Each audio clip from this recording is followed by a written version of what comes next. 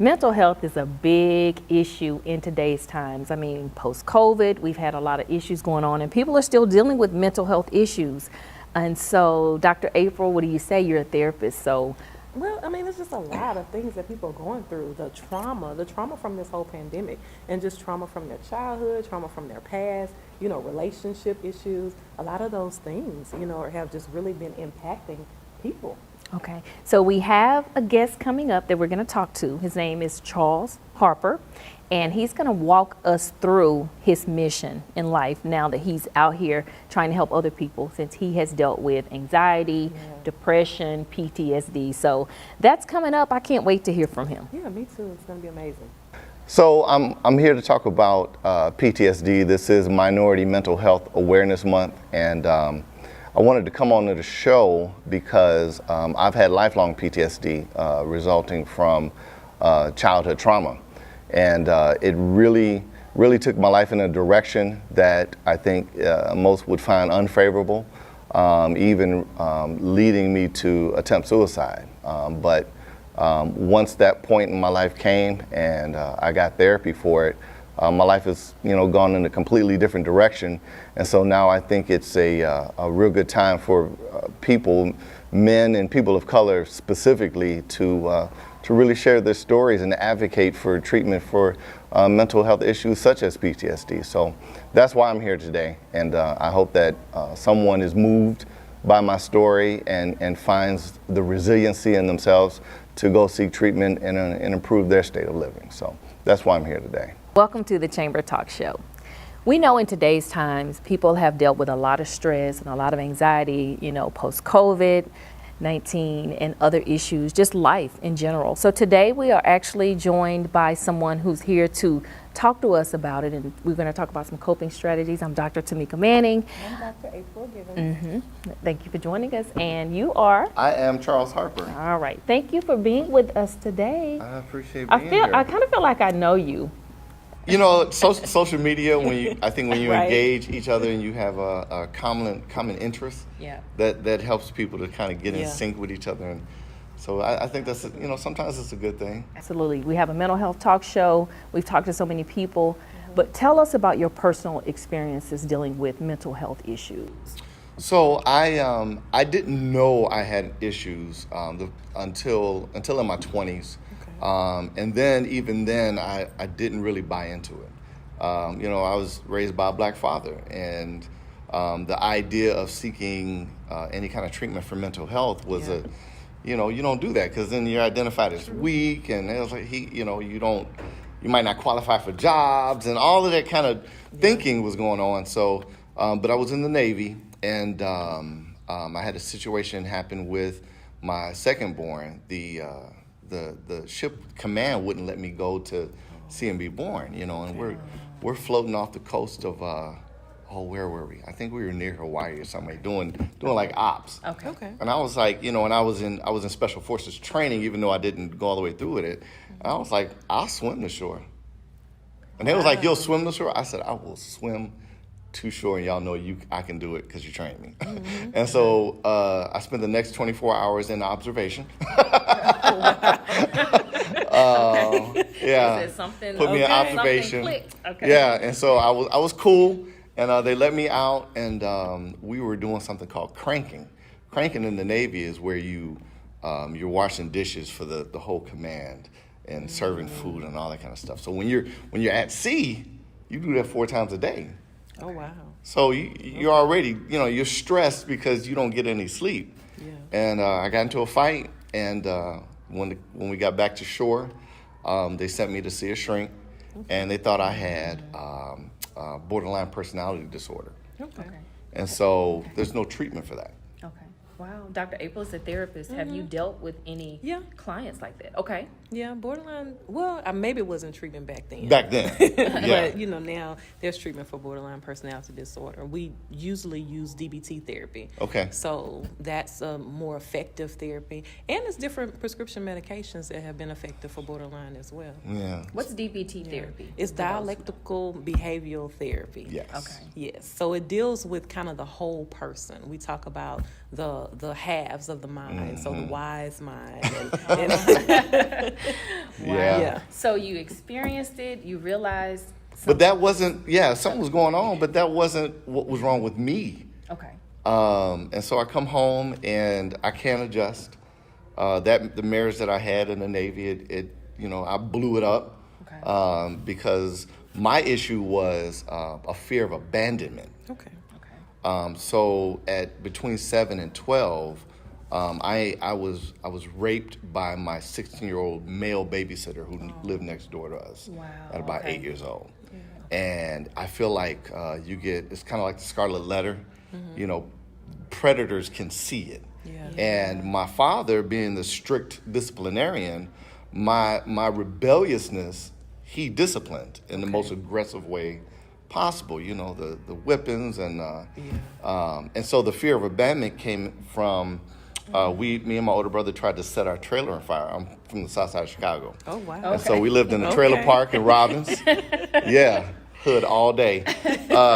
And we tried to set the trailer on fire, but we weren't being malicious. We were just like, ooh, fire, like like an 8. How old were you then? Fire. This is like 8 or 9. Oh, Okay. Like fire, So we set the trailer halfway on fire. Oh, wow. Fire department comes out, they put it out. My mother makes us sleep in the smoky room, and it's like wait till your father gets home. Oh, wow. And my father gets home, and he is not my biological father, but he's the only dad I know. Found out later my biological dad was murdered. Oh, wow. Okay. The dad, he knew me, but I didn't know him. Things didn't work out with him and my mom. So anyway, he's going to discipline us about the seriousness of fire.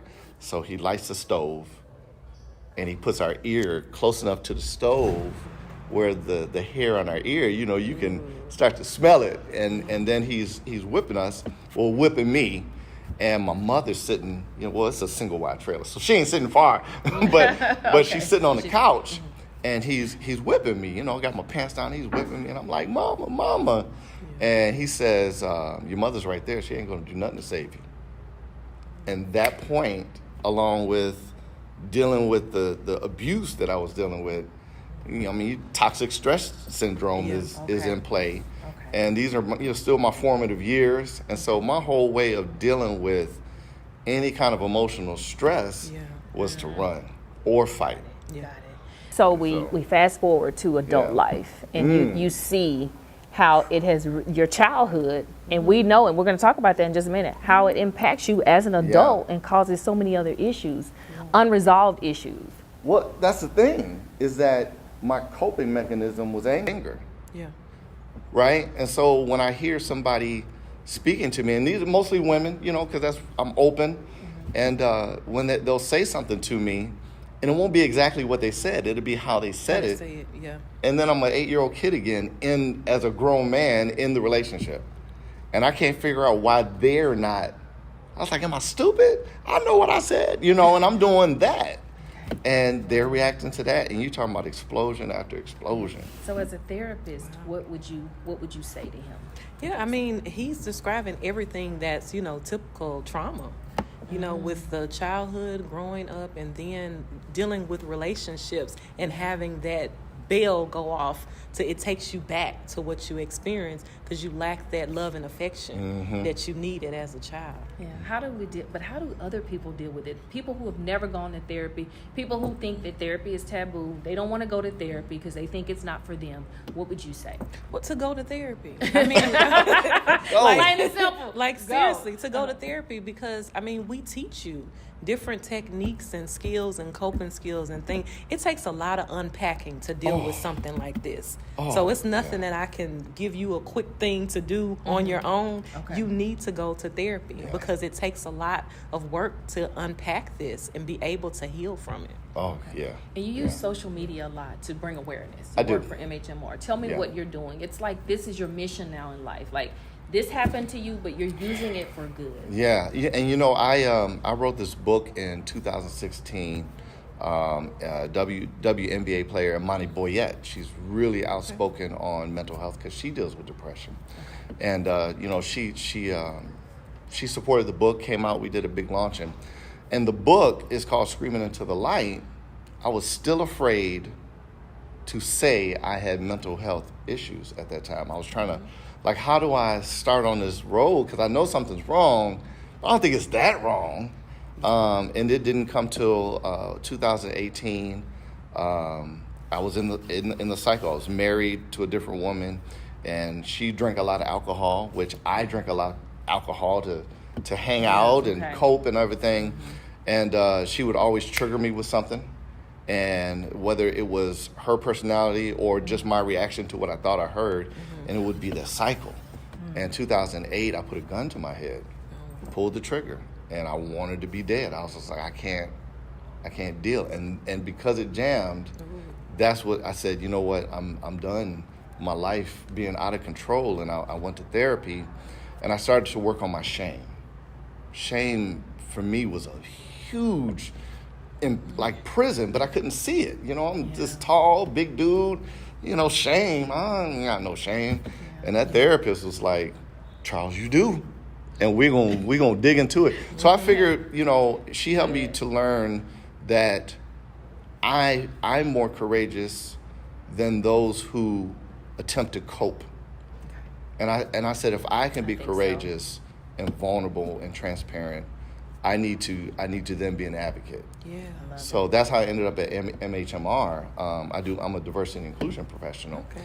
And what they do, they're an agency who supports and attempts to facilitate the healing of people with substance abuse, developmental disorders. Yeah. And so my job is to decrease tension among the staff so they can bring their full selves to that community that we serve. Awesome. And that's why we started the show. We wanted to help people. We have a therapist, an educator, we have a medical doctor. We're going to get ready to close, but what are your coping, what do you do for fun? What do you do if you're having a bad day? Like, for me, I work out, I push eating healthy. I see. And all those things. I'll be like, you killing it.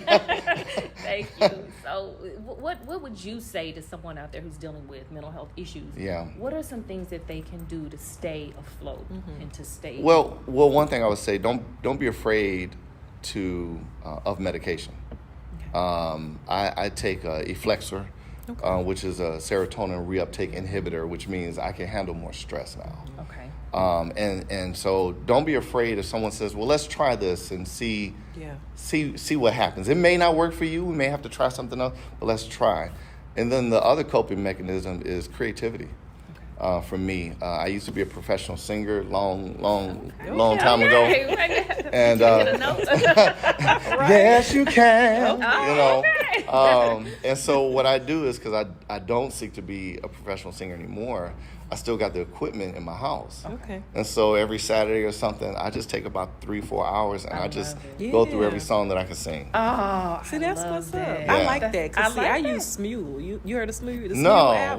Well, it's a karaoke social media app. What? So I have a whole album on Smule. Now I know. I might get my pro game up. Yeah. I don't know. I have to see. Me, Jim. Yeah, working out, anything to release. Yeah, so you've got to find something to do. Got to release that energy. To release it. So thank you Gotta so do that. much. Well, thank you for having me. Appreciate it. Definitely. It's very nice meeting both of you. You too. Right. By the way, I'll be done with my PhD. Hey. Okay. In 2 years. Hey, I need 2 you to work on and do some guest hosting. Call me doctor in a minute. There you go. I used to teach, and I shouldn't say this, but I'm going to say it because it's funny. I used to tell my students when I got accepted into the doctoral program, I said, you know what, I may do counseling, because at first I did a doctor of psychology. Okay. I did that for 2 years, and I was like, this is not going to give me the effect I want. Okay. And I switched to a PhD. But I told my students, I was like, you know what, I think I'm going to change my last name too. And they was like, what? I was like, well, I need a gimmick, I don't want to be, you're a PhD, you're boring. I was like, so I think I'm going to change my last name to Daddy. What do y'all think? And it was like, Dr. Daddy. Dr. Daddy. I'm like a porn star. I was like, does it? But I'm doing good, So we'll see how it goes. Hey, that can be we'll see how it goes. That's gonna be my gimmick, right? Dr. Daddy's a porn thing? No, I'm giving diversity and inclusion training. I'm gonna be like a father to you, But after they get past the name. Yeah, after they get past the name. Okay. Yeah, that works. All right. But thank you so much for having me and letting my story get out. Dr. April Take us out with an With affirmation. the affirmation. Okay. All right. She's big on those. Okay, every emotion is legitimate. I let myself be happy, sad, frustrated, and hurt. This is my experience, and I am accepting it. This is my experience, and I'm accepting it. I think that's very powerful. Yeah, that's All heavy. right. Thank you so much. That's a lot All right, there. And thank you guys for joining us. Hi, my name is Nikita Wilburn, and I'm a registered nurse, certified personal trainer, and the co-owner of Redeem Fitness in DeSoto, Texas. Did you know that what you eat not only supports your mind and body, but also your mental health? Eating clean foods supports your brain by removing waste, stress, and giving you the ability to make sound decisions. Try eating foods high in nutrients such as fruits and vegetables, fish, lean meats, and whole grains. To get more tips on healthy eating habits, follow me at Burn with Nikki on Instagram. Remember, what you eat helps determine how you think.